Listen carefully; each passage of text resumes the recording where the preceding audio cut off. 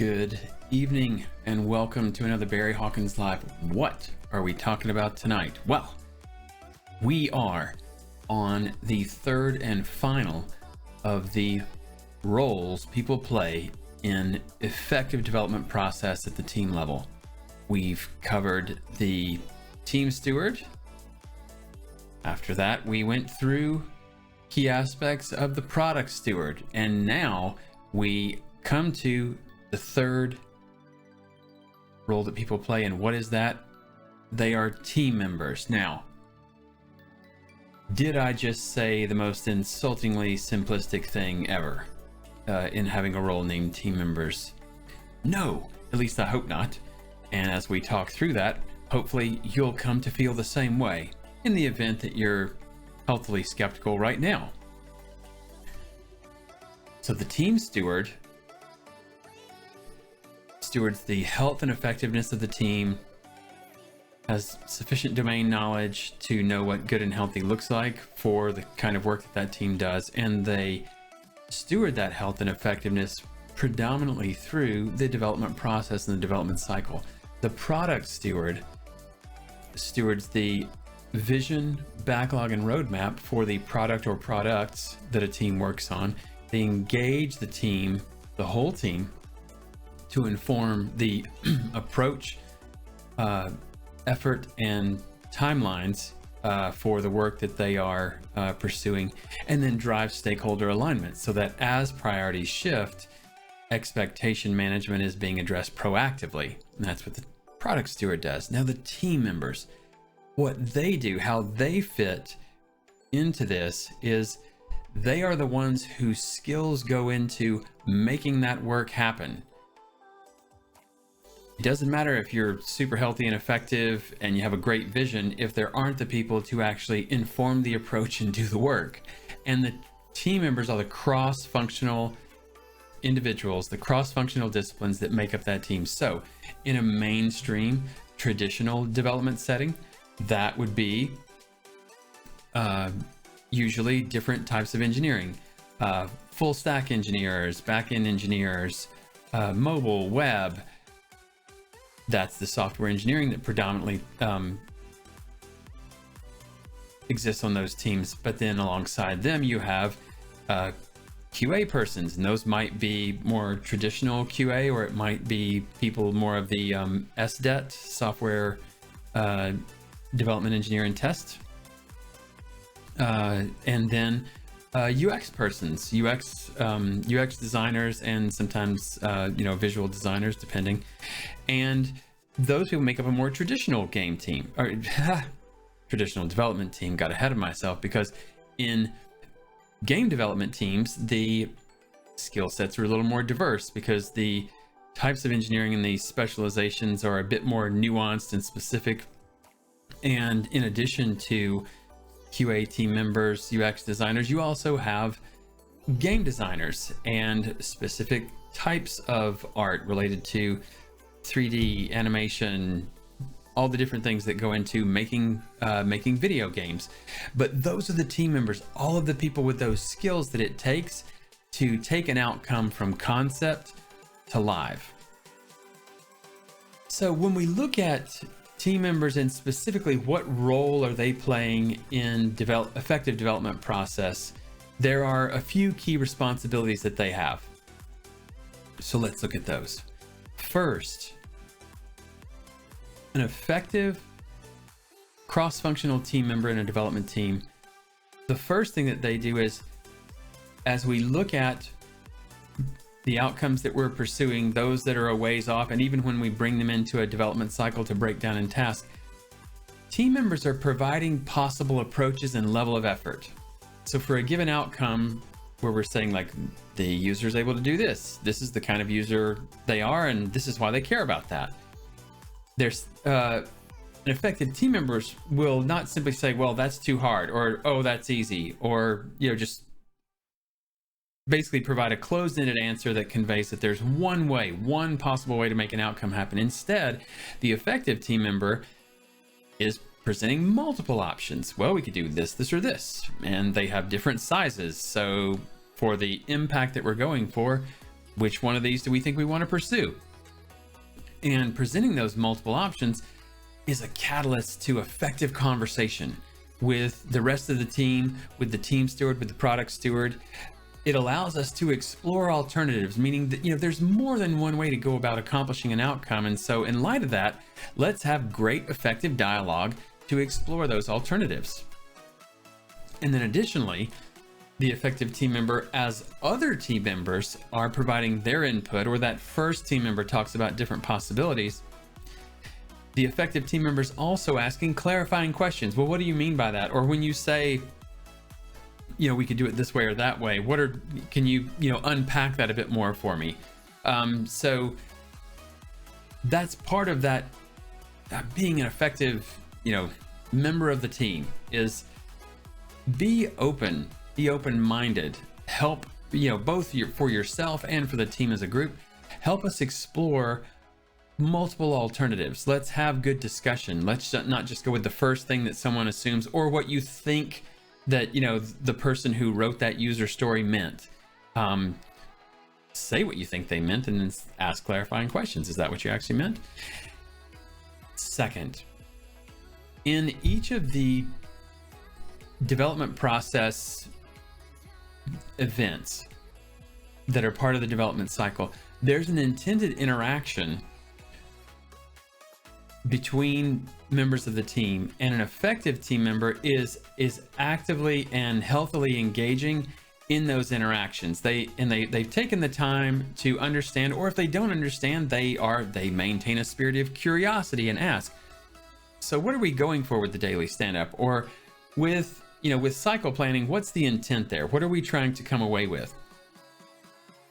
And in asking those questions, as they ask those questions and as they engage in those events, they start to understand the why, and they can not only engage themselves, but also model what effective behavior for the other team members looks like, and for new team members who may be coming from a different team, maybe coming from a different company, helping them to see, like, this is the type of engagement and interaction we're going for. So for example, in backlog grooming, when you're looking at the top 2 times your throughput or velocity in the backlog, knowing that these are the things that are most likely going to be pulled into the next development cycle,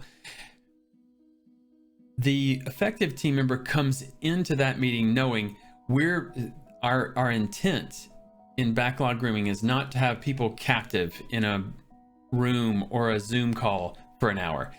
Our intent is to say, hey, as a team, we know that we're coming into the next cycle, and we want to have the most prepared, highest chance for success that we could possibly have coming into the next cycle. So to that end, let's look at that top of our work queue and ask ourselves, are we clear on these outcomes, who they're for, and why those people care about them? Are we clear on the acceptance criteria? Have we had enough discussion and dialogue on the level of effort? That is, the story point size. Have we had conversations around how we think we might approach implementation? Because at this point, when it's at the top of the queue, right before being pulled in, we've had at least some conversation around how we think we'll approach this, because that's part of what helps us know how big we think it is. And so, that's the type of engagement in backlog grooming. And then in cycle planning or sprint planning, they're coming in and they're active and engaged. They're not waiting for the team steward or the scrum master to poke them and prod them.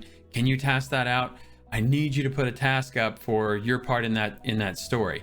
They're not having to be dragged along in the process. They're active and engaged. If anything, they might even be getting ahead of the group a bit and are being asked, like, oh, hang on, let's get through the rest of this. It's great that you want to start tasking out the next story, and do a little bit of that, but just don't get too far into it, because QA and UX are still tasking out what their part in that story is going to be. So just understanding, like, all of these events, all of the recurring events in a development process are intended to accomplish very specific interactions with one another. Another example, the daily stand-up.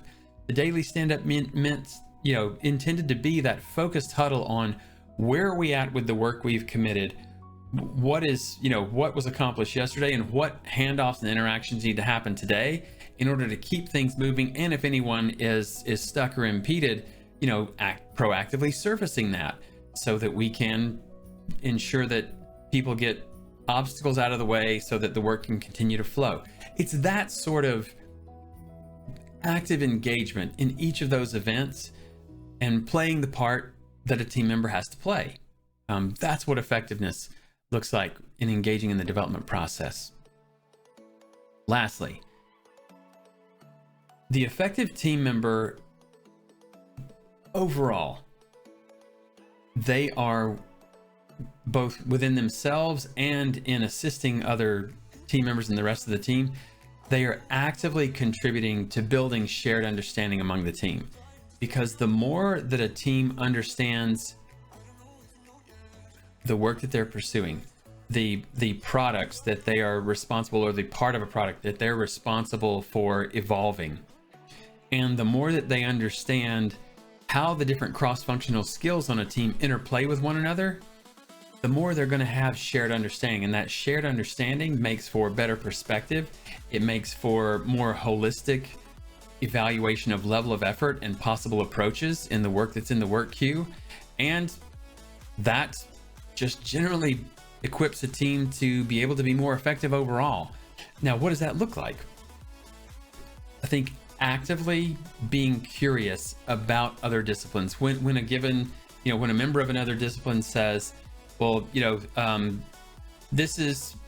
I think this story would be a 13 because this is what I'm going to have to do. I'm going to have to do a full regression pass. It's just simply asking, hey, so when you said, like, having never done a full regression pass, can you help me understand, like, what is that?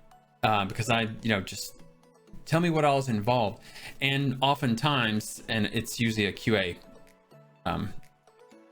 member of the team who's talking about a full regression pass, and it can be very informative to have one of those members of the team unpack for you, well, every time we do even one small change in this area of the product, this is everything, and this is all the possible permutations and scenarios that I then have to run through to ensure they aren't, they didn't inadvertently get broken. That can be a very eye-opening conversation, and again, that's where shared understanding helps us all. And then likewise, when someone asks you, when you're on the other end of that interaction, when someone is asking you that clarifying question, don't take it as an attempt to undermine your credibility or to question your capability. We're simply all trying to understand one another better. And I mean, it may even be that in the course of answering a question, someone says, oh, did you know we actually have a shared library for that? And the thing is, if you didn't know, and in the course of someone asking you questions and then having dialogue with you, you come to know about that shared library, for example, that's not a bad thing. That's you knowing more about how you're expected to approach your craft and norms and practices that the organization has decided to pursue and value. So it's not a bad thing. And again, that all is more natural when everyone's engaged, everyone's asking clarifying questions, and is having clarifying questions asked of them, right? So it doesn't feel one-sided in that way. So generally, the effective team member is engaged, helping people understand what they do, and working to better understand what other people do. And that's effective team membership in a nutshell. Let's see what questions people have this episode. Looks like we have a few submitted questions, or a couple. What is your number one piece of advice for team members?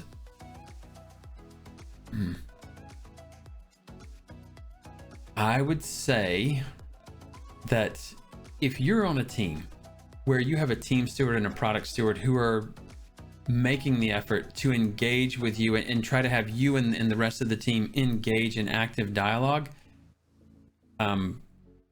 my top piece of advice would be to engage, and don't take that for granted. So many people on development teams don't have a team steward and or product steward who are making that effort. For them, good is just rehearsing rote mechanics of usually some subpar incarnation of Scrum, and they're not trying to have people talk. They're just trying to turn the crank and assign tasks to people and not really have people dialogue. If you're in a group where someone's trying really hard to make this a reality, just don't take it for granted, because it's rarer than you might think. All right. What are some common team member anti-patterns? All right. So anti-patterns that team members commonly exhibit in my experience. Well, first let me explain the term anti-pattern, because I don't want to assume that everyone knows that. So in software engineering and software development, we talk about patterns. We've talked about patterns for a long time, just like you talk about patterns in anything else, in, tailoring, crafting, what have you. Just as a pattern is a set of instructions or practices for someone to follow that you're recommended to follow, anti-patterns are instructions or a set of behaviors that you're not recommended to follow. And so when it comes to being an effective team member, the number one anti-pattern I see is passivity. That is, team members who aren't engaged, you have to drag answers out of them. They look like you're asking them to have an oatmeal enema, in cycle planning. It's like you're asking for their input, like, how do you think you should approach this? And, well, I'll do some JavaScript. Well, I would hope so. But can you actually talk about what you're going to do? And how long you think that's going to take? Because we have to task out all this work. So yeah, the passivity and honestly, the passivity that's really passive aggressive behavior, that's an anti-pattern. Another one is that I see pretty often, more often than I would like, is people who exhibit a pattern of perpetual complaint without action. That is, they'll talk to you all day long about what they think is wrong with the team and what the other people on the team are doing, or what's wrong with their department or the organization. But when you talk about things within their sphere of influence, within the agency that the team has, and ask, well, what do you want to do? What do you want to do to make this better? You get nothing. You mostly get resignation or just redoubling on the complaint. I have never seen that be particularly helpful for the individual or the team, and by extension, the organization. So yeah, don't complain. Don't call out complaints and then not be willing to have dialogue around what we can do to address them. In a nutshell. Lastly, an anti-pattern,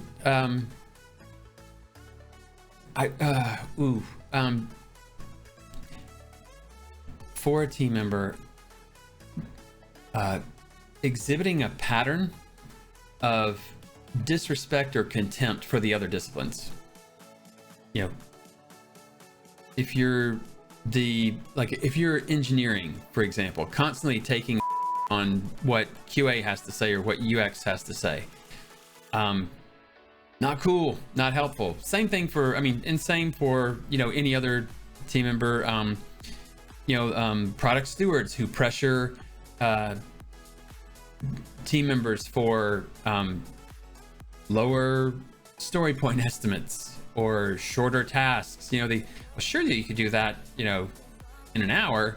Or I saw you do one of those. You did one of those before in 2 hours. Like, how come it's like, and so why is it that much now? Why is it 4 hours now? Not helpful. Those tenets of like assume positive intent, and everyone's doing the best they can with what they have and where they are. And if you're concerned with the responses you're getting from someone, ask clarifying questions and see what support they need. if it's a given team member who's having trouble with tasks, maybe pair them with someone of, the same discipline, and, see if by doubling up, can they maybe learn something, or, have some breakthroughs around how to approach the work in a more effective way. So yeah, I guess at the end of the day, when it comes to being an effective team member, I guess like kindergarten rules and, the golden rule applies, do unto others, as you would have them do unto you. Be nice, be curious, be candid, but be kind. And generally I've seen that work out well for folks. You can learn a lot too, and you can end up on a team that gets a lot more done on average. So that is effective team membership. If you have found value here, please do remember to like and subscribe and click that notifications bell so that you can know about future videos as they're uploaded and when live stream events are happening. And my name is Barry Hawkins again. Thank you for joining us, and we look forward to seeing you in the next video. Take care.